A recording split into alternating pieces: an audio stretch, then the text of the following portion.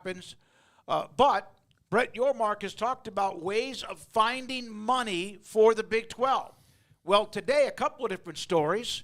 One of them is private equity, the possibility of private equity being something that the Big 12 gets involved with. And the other one is Brett McMurphy had this today, where you can, in fact, name the conference, get a sponsor, like you do with stadiums or whatever else. I think you got to be careful. You need the money, you need the revenue. I get all that, but I also think you need to be careful. There's a fine line before you get a little bit like greasy. Yeah, I understand why they're doing this. And earlier on Triple Option, we discussed it, and there were people, like Conundrum in particular, is beside himself because he doesn't think this is good for college football. But Conundrum, by the way, on the chat room. On the chat room, yeah. So he said he just doesn't like it at all. And I like the private equity from Luxembourg less than I like naming the conference. Now, you only close the gap so much before the SEC and Big Ten decide to do the same exact thing if it benefits them. Now, they may decide that they don't have to, but if somebody's going to say, hey, here's more money, they haven't said no to anything. So why would they say no to that? I think the ACC would be the last to do it because Jim Phillips won't pick up the scent quick enough. But, I mean, it is what it is. I don't like the name the All-State 12. I would like the Big 12 by All-State or All-State Big 12. But, you know, if they, whatever it is, it's going to be, yeah, no one knows. Those are just names floated out. But, yeah, I mean, it is what it is. I mean, like, it's no different than a bowl game or anything else. I mean, if they're going to close the gap money-wise, they got to find avenues for money.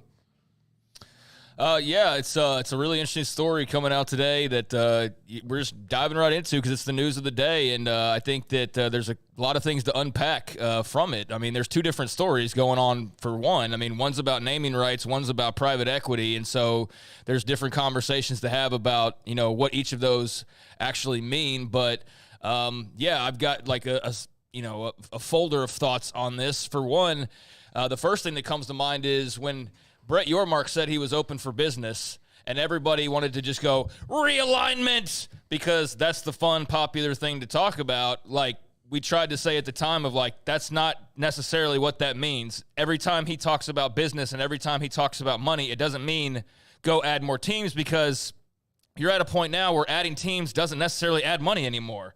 And we just saw with the recent payments, and I understand there's onboarding of new teams and the way you're having to divvy out the money, we saw them take a hit, and we saw that, you know, there's some schools not even getting their full shares, and all of that will take care of itself. But you don't change that and everybody start making $4, $5, $6 million because you go to add 4 more teams whose now mouse you're having to feed. When he talked about being open for business, this is exactly what he was talking about. He wasn't talking about going and raiding the ACC. Now, I think big picture, that's part of what they could do or what they might be interested in and what they might focus on at some point in time. But again, that's not a story in their control. Like, that's all being decided in courtrooms right now. And sure, they can send their feelers or whatever and have their little backdoor conversations like they have with the Pac-12, and I'm sure they're doing all of those things. I'm sure every conference in America is doing those things. The SEC's doing that. The Big Ten's doing that. The ACC's behind the scenes trying to figure out, like, okay, if this happens, what do we do? If this happens, what do we do?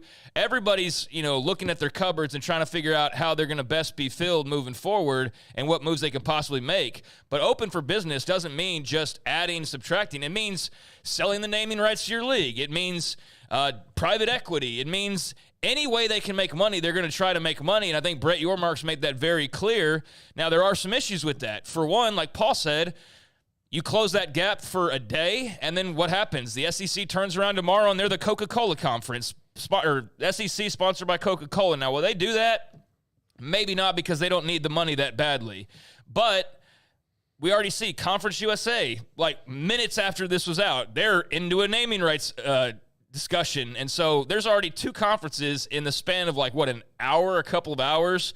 We went from 0 to now 1, and then, oh, here's another one already having these conversations as well. So that money you make up, I just think it's going to be a never-ending process, because the moment you gain $5 million, then somebody who's already $5 million above you or $50 million above you goes and does the same thing, and then they increase it back to where it was. So it's a tricky thing to try and ever close that gap. But Brett Yormark is maybe not trying to close that gap as much as just try to separate himself and the Big 12 as far and as high as he can take them, knowing full well you're never going to close a $100 million gap or a $40 million gap. But can you make more than the ACC?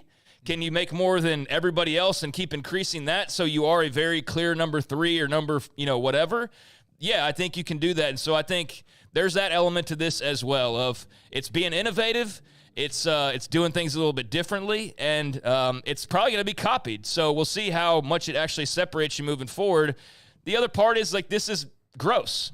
I mean, it's kind of gross that you're just selling off naming rights to a conference, but that's college football, and anybody thumbing their nose at the idea of how dare you sell your soul for money? Well, you've got Lamborghinis rolling around on football fields to convince 17-year-olds to come play for you, and every deal under the sun's being made, or backdoor deals or whatever.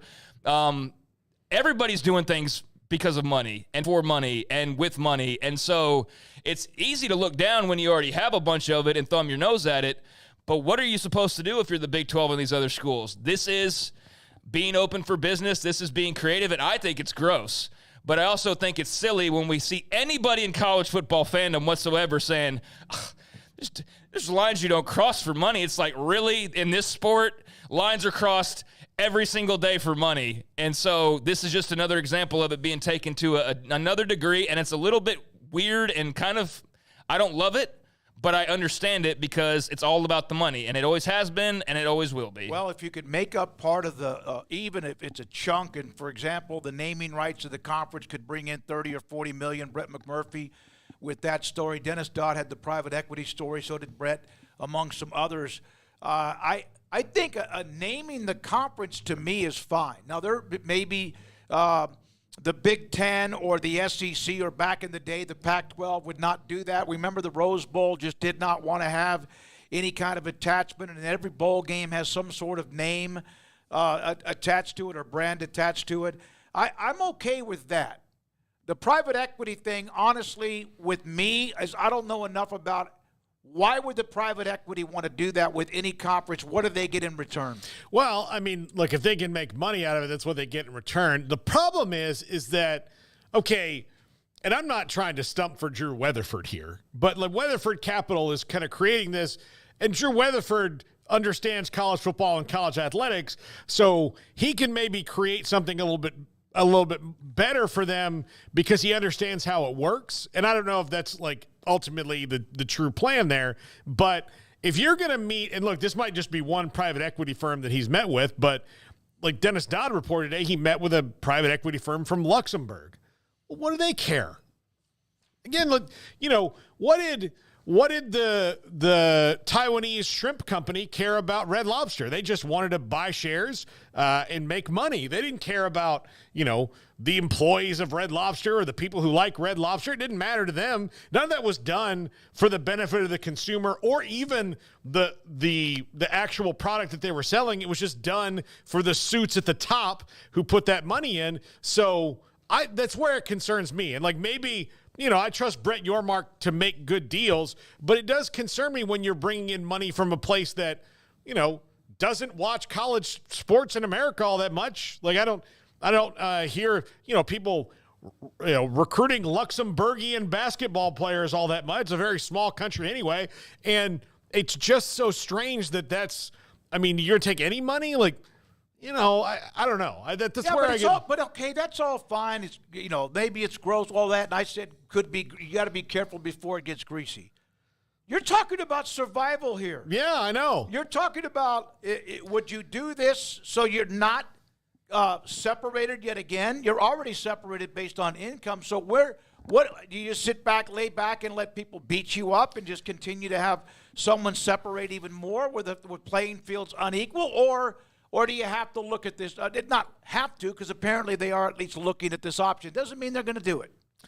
I mean, what fight are you trying to fight constantly? I mean, where does it stop to where you go, we can't maximize ourselves any further? Maybe we just can't compete with the TV deals, and we're not going to sell our soul and maybe ruin our universities or our athletic programs because we can't follow through on this deal just to say we kept up with the Joneses. How many people have ruined their lives, gotten in trouble, gone to jail, done whatever because they tried to keep up with other people?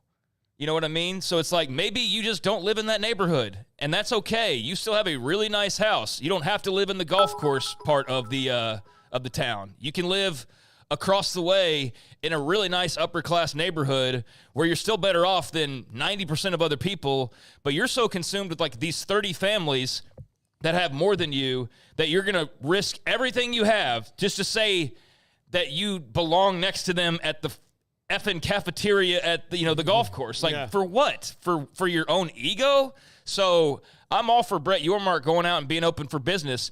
I just think the naming rights thing is just a little weird, but I'm not totally against it. I just think, like, you've got to handle it at least in a, I don't know, if classy is the right word, but don't, like, just make it a goofy name and, like, just be a total circus. Like, try to maintain some level of, like, if you look at it, you don't automatically think Allstate Insurance Company all the time, even though that's what Allstate's going to want with that money investment, but the Allstate 16 or something that sounds like still a league of some sort, right? I would be okay with that. Private equity is, like, a whole different thing, though. This is, like, letting the fox in the hen house. And, like, no, trust the fox. The fox is going to be cool. Like, I don't believe that for a second when it comes to things that I've seen in regards to private equity. So I know that there's been discussion about how the Pac-12 had this option a few years ago. They didn't feel comfortable doing it, and so they didn't go through with it. Now, I don't think that's why they died. They died because they were too full of their own supply or too high on their own supply, and they couldn't get the right TV deal. But, I do find that interesting that they had that option and they passed on it because people didn't feel comfortable with it. I think there's a lot of people that don't feel comfortable with this idea because it is taking such a step away from the normal traditional structure where you're suddenly having investment folks coming in. And, yeah, what does a banker from Switzerland give a damn about Iowa State football? He doesn't care if you're successful unless that success means money back in his pocket. But if he's not getting that return on an investment, then I don't think they care much about whether Iowa State football lives or dies. Then why would they want to get involved? Because they see an opportunity to make money. Yeah, but they must see something that's been presented to them that makes sense, or at least it makes sense enough to talk about. According to Dennis Dodd's article, Brett Yormark sees the value, and they run the numbers of the value of the Big 12 doubling in the next 10 years. So if the value doubles, then that's something you'd want to invest in because you'll get a return on your investment. The difference between if college athletics does this and takes this money, they have to be completely different structures than normal private equity. You can't just have somebody come in and buy a Whataburger, right? And then instead of a Texas company, it's an Illinois company. Or, Budweiser is, Belgian and Brazilian right now, right? So they don't just come in and do that and have those kind of different things where they change things up. They have to invest money knowing that this is not like, a franchise or something like that they can just, turn around. This feels like a cash grab is what it feels like. It feels like, hey, we're going to be better off for like a couple years, but 10 years from now, we might not exist if we don't follow through on our end of this. And that's what I think is a risk that you're putting forward, that it's a short-term gain. And I'm sure Brett Yormark could, talk me out of this entirely if we were in a conference room because that's what he does best. But I need to know, like, okay, so for 2 years we're good. We make more money. Even though you're not making the money, you're being given the money. You're borrowing the money. And then what about year 5? And what about year 10? This isn't like a constant revenue stream that just keeps rolling in every year. Like, here's an extra $20 million, everybody. That's not what this is. This is like an infusion of cash, and then where's my money after that? And if you think basketball is just going to soar and keep soaring and suddenly become this magical cash cow, I don't think that's the case. I think there's a reason to believe you can make more money off basketball, but I don't think that, like, being really good in basketball and being okay above average in football is going to necessarily bring back all these millions of dollars that you've borrowed just to stay competitive. I think, again, you live in a nice neighborhood, take care of your neighborhood, but sometimes you got to know when you can't afford to move up the block. And I feel like they're taking out a big loan to just try to keep up, and I don't know if that's the best idea. Is private equity actually a loan? Yeah, I mean, essentially. If you get a loan for an X amount of money, whether it's a student loan, which, of course, those are, like, I don't know, there's that debate about whether they're going to pay those back. But a loan to get a car, a loan to buy a house. You have to pay that back. Yeah, you have to. You can't just you have to like give walk them away. return on their investment, and the things that they're going to have to guard against. Well, like you have to make sure there's no predatory practices or dumb things. And I'll use the example of Red Lobster. I'm not talking endless shrimp. I'm talking about, all right, we're going to buy Red Lobster, and then we're going to buy the land that all the Red Lobsters are on, and then we're going to make them rent the land that they used to own, and then. That's one of the things that they started to lose money on. And that's why they came up with like, hey, we'll just do endless shrimp instead of doing it for 6 weeks. We'll do it all year because we have tons of shrimp. And they're like, yeah, but we're losing money on that too. We're losing money on every idea you guys have because you're just trying to squeeze us out to the last drop. And that college athletics is not going to work like a restaurant chain. It's not going to be the same thing. So you can't just take money and then have people look at it as, well, how are we doing? Well, our oil holdings are doing well. That's doing great. We've opened some new things in a cobalt mine. How's the sports thing? How's the Big 12 doing? It's fine. It's not losing money, but, could be doing better. Well, how do we make it do better? Well, what if we, changed all this about it? Make them do that. That's where it gets dicey. Let's look at some of the responses in the chat room from Brian Meals. There will be demands from the investors, and most likely this could trigger unintended consequences. The only reason is that Big 12 has decided to go a different direction and create a loan league. I'm not sure what it means, L-O-N-E. I'm not sure exactly what A loan? I guess a loan league, L-O-A-N would be. I do want to establish as well, because we just dove right into this. Like, these are conversations, so like this has happened, and I think sometimes we need to clarify on that. Like, this is our reaction to the ideas being presented, and they're not official. But I also don't think that these things trickle out if they're not pretty far down the road as far as being something that people want to make official, right? Like, this isn't coming out of nowhere. There's a reason why we're hearing about this from like 5 different reporters all at the same time. So it's clearly, and look, we've heard about private equity swirling around. We've heard Brett Yormark say open for business, and that's just what I think we tried to get across as best we could without harping on it last week. But yeah, open for business. This is open. This is what being open for business is. This isn't just like, we're going to go add some people and, prioritize basketball. No, it's like, we're going to possibly change the league, the name of the league. We're going to invite private equity into the room. Like, we're going to go to Mexico. Like, when Brett Yormark says we're open for business, it's anything that can make them money. And I think that's probably clearer today than it's ever been before. Yeah, and again, this is an idea. This is a discussion. Let me read a couple more of these responses. We also have a super chat. What? Also have a super chat. Okay, just making sure, yeah. Dustin Archambault, 365 Sports, the voice of the Big 12. Thank you, Dustin. Whatever helps and saves the Big 12, I'm down with it.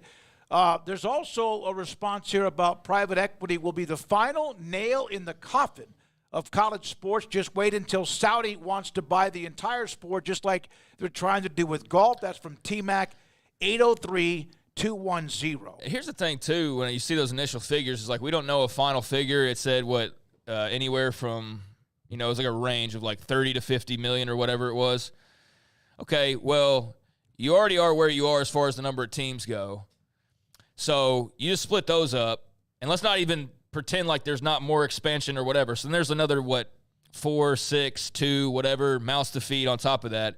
But you're doing all this for a couple $1 million per school. Oh, I think it's more than that, isn't it? It's not, okay, $3-4 million. Well, the name of the conference would be, you'd probably end up getting about $3 to $5 million each. It's like, I think it's $50 to $60 million deal. The private equity, who knows how much that is? Yeah, that's going to be hundreds of millions of dollars. Yeah, you're right. I'm thinking of more of the private equity part of it. So the naming rights, and like, that's not a big deal. I think it does feel just kind of gross, because it's like, man, now we're selling conference names to sponsors. Like, I think that's where it feels a little weird.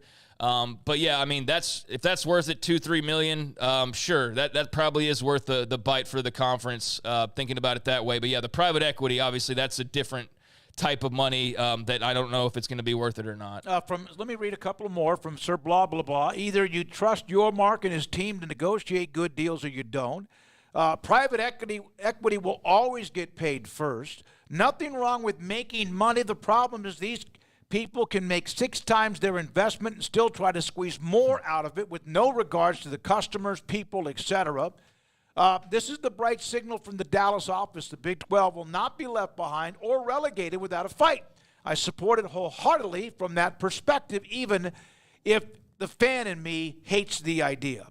Yeah, I mean, if you're like Team Big 12, then I don't think that you can fault Yormark for going and doing what he was hired to do. I mean, these are the types of things that you knew that he was going to try and get done. We've seen the WWE partnership. We've seen the naming rights possibility, private equity, Big 12 Mexico, Rucker Park. Like, he's done a lot of outside-the-box thinking. I think this is just more of that, and I think, that's what you signed him up to do. So here's the deal. Is like, you got to separate – would I do it? Do I like the idea of it? No. Is it best for the Big 12? Maybe. Is this what you hired Brett Yormark to do? Absolutely. So doesn't matter what I think. It's what eventually the school presidents and everybody who has a say in this type of thing decides at the end of the day. But yeah, I'm just a little leery and just blindly trusting anybody. So yeah, you hired Yormark to do his thing, but that doesn't necessarily mean you also just let him blindly do his thing and just go like, hey, you go do whatever and come back and tell us what happens. Well, he's not perfect. Right, that's what I mean. There's a couple of ideas that never really came about that I remember having some administrators tell me that they would not like it, and it did not happen. UConn, for example, I think, when there was always that, what are they going to do?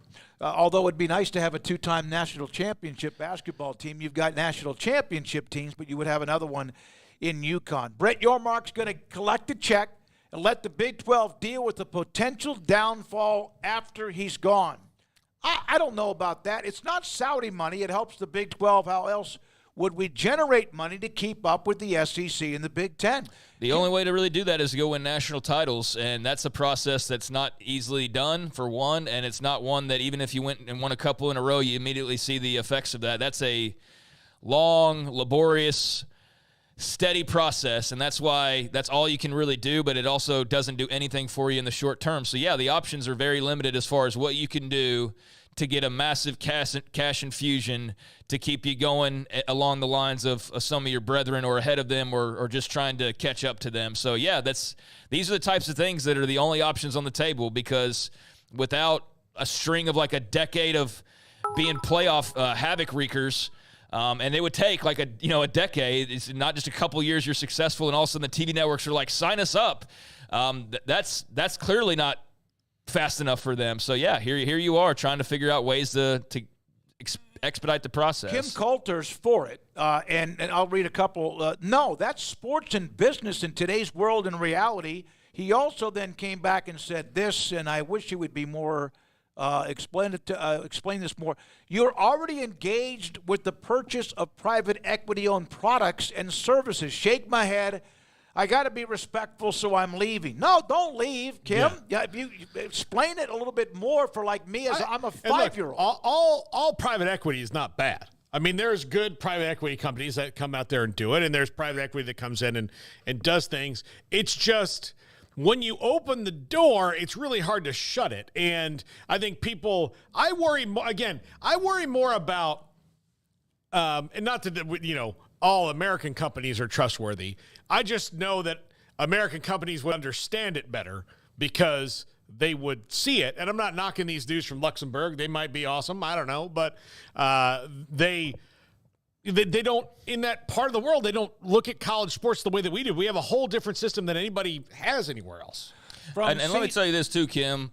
I'm sorry. I'm not a lawyer. I didn't go to law school. I'm not a banker. I didn't get a degree in finance. I'm just a dude trying to figure it out and understand. Like, I think probably most people watching this, and I know there are some financial people and there are some legal people, and sometimes we probably say something that doesn't make a lot of sense, but explain it then. Like, well, I'm going to try to, from C. John, welcome to College Football 24. Maximize your profitability, pay for play, professionalization, conference consolidation. Big 12 needs to lean into private equity, being proactive, not reactive. College football, which the Big 12 has always been more reactive. Brian Mills, thank you for the super chat. We appreciate that.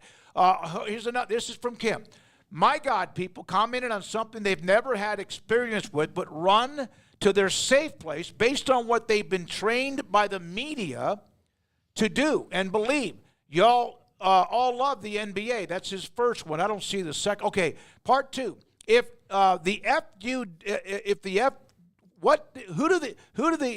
Who the F do you think is behind the NBA? The freaking Chinese government doing the exact same thing, but we're supposed to talk about that. Hypocrisy reeks. I don't think those are the same things really at all. Yeah. Look at the NBA TV deal. They're making lots of money, so they can say, here, China, here's your money back. The Big 12's not making NBA TV money. That's the big difference.